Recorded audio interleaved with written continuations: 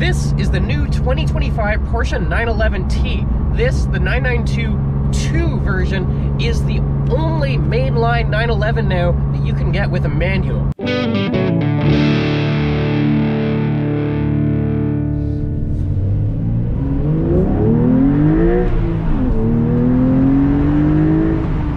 So, at long last, Porsche is moving hybrid with the 911s, and with that, we are moving basically all PDK.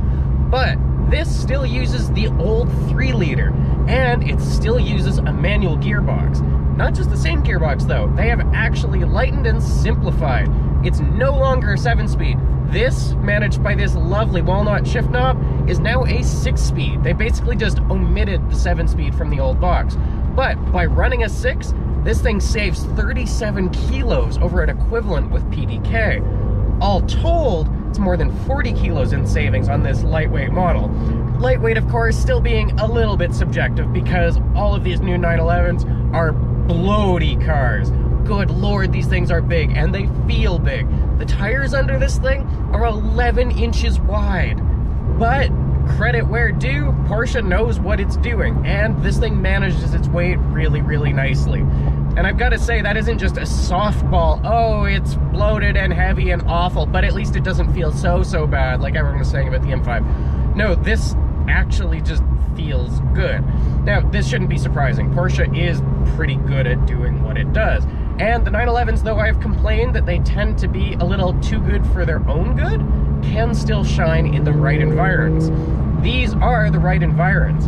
Running around these mountain roads outside Road Atlanta and Georgia, it's just been a delight. A delight with caveats, however.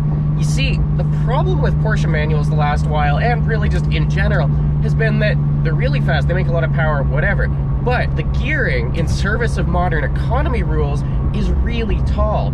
That means that you really don't even get out of second gear before you're already hitting highway speeds if you actually want to run it out. In cars that have built so much of their reputation on a high red line, on going up to 6, 7, 9,000 RPM, it's always been kind of frustrating in these. Some of the recent highlight cars, especially the GT3 Touring, were especially guilty of this. Revving out to 9,000, you would need really short gear ratios to be able to row through any of those. This here 6-speed, well, unfortunately, it is guilty of the same. Those 6 ratios are the same as they were in the 7-speed. All they've done is gotten rid of that final overdrive. That has tightened up the linkage, and in addition to a shorter rod and reworked cables, this is, I've really got to say, an all-around tighter shift. This is a really nice shift. This feels so good in hand. Distinctly good for a modern manual.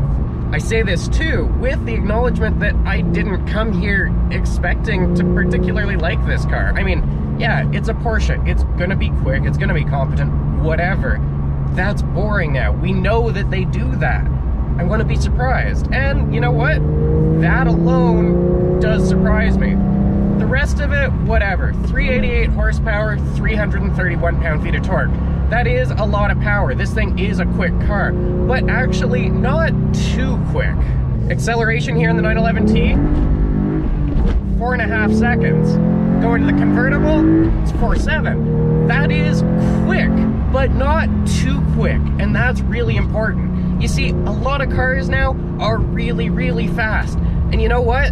It's not fun anymore. When you drive a lot of these, you start to get bored. Everything makes power, everything can do this. It's how do you make it exciting? And as it turns out, part of how you make it exciting is pacing it back out. This lets you enjoy it. There's still a process to this. You're not blowing your load in 2.5 seconds like you are in the Taycans. No, this is enough to feel fast, for you to feel it wiggle even, as you probably did just there. But there's still enough that you get to savor it. That is a really, really rare and well appreciated bit of temperance. We know that Porsche can make this powertrain make more power, but they haven't. Now, part of that, of course, is that they have to maintain a stratified model matrix. They have to have very clear progressions between these. This 911T needs to respect its place in the pecking order. But I've got to say, they've marketed it well, because by positioning this as a slightly more affordable touring model, they've actually managed to tap into a younger customer base and what seems, by all accounts and by the customer data that we've seen today, to be an actually engaged customer base. Initial 9921 customers ordering these Ts were 70% manual buyers. That is unheard of in this modern market. That's a number that seems set to continue to grow as well. Especially as collectors realize that these aren't going to be around for long and they need to get in on it while they can. I think we're going to continue to see more of these. Managing that as well, bigger brakes. We've got 350mm rotors front and rear. Up front, we've gone from the 9921's 4-piston calipers to bigger 6 pistons. Now, I've been careful not to get too courageous in today's soaking wet weather, but when you stand on them, even through this brake-by-wire system, they just feel really good and really, really well proportioned to the car. This never feels under-braked. I don't feel like I desperately need those mad expensive yellow caliper Porsche carbon ceramics. And good thing too, because they aren't an option on this. What I do really come back to wishing I had more of, though, was opportunity to rev. This thing goes out to 7,500 RPM. There is so much engine here. That 3-liter straight 6 with its twin turbos actually sounds good when you load it up. But through these roads, unless I exercise it just for the sake of doing it, really, it's just a second gear car. With full turbocharged torque available from 2,000 RPM and almost as much even from 1,500, I can really let this thing drop down and then just roll back into it. Then at the other extreme, second gear, running out to some 130 kilometers an hour. Well, here on this 70-kilometer road, I don't technically get to use all of this. I have no reason to go into third, other than for the sake of disabling auto blip and doing it myself because it's fun and it's snappy and it's responsive. As an indulgence for its own sake, then, well, this is a really good shifter. It feels great in the hand, and this is really the only way, short of a GT3, that you're gonna get to enjoy that.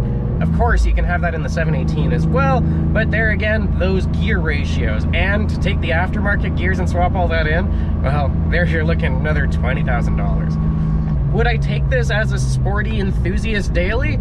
I mean, technically, yeah, it's livable, it's workable, it comes standard now with rear steer, it drives like a small car, it's pleasant to be in.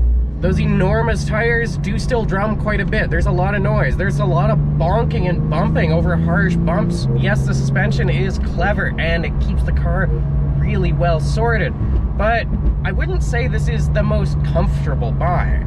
Is this the sports car that I would buy for $160,000? I don't know.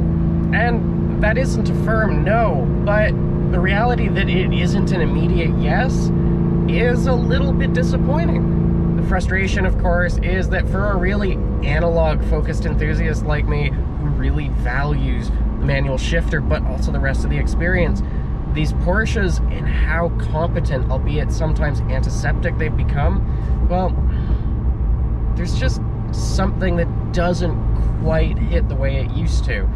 At the same time, there isn't much else on the market that really answers that either. This is a different world. We have different safety requirements now. We have different emissions requirements now. These cars need to be ready to adapt and to accept modern driving assistance and steering intervention and the like. Working within those bounds, I'd say that Porsche has done a commendable job here. This is a really enjoyable car to be in. It's just, they don't make them like they used to. For Driving.ca, I'm Al Alder. For more sports car news, reviews, previews, specs, tests, all the rest, be sure to follow us online on Driving.ca.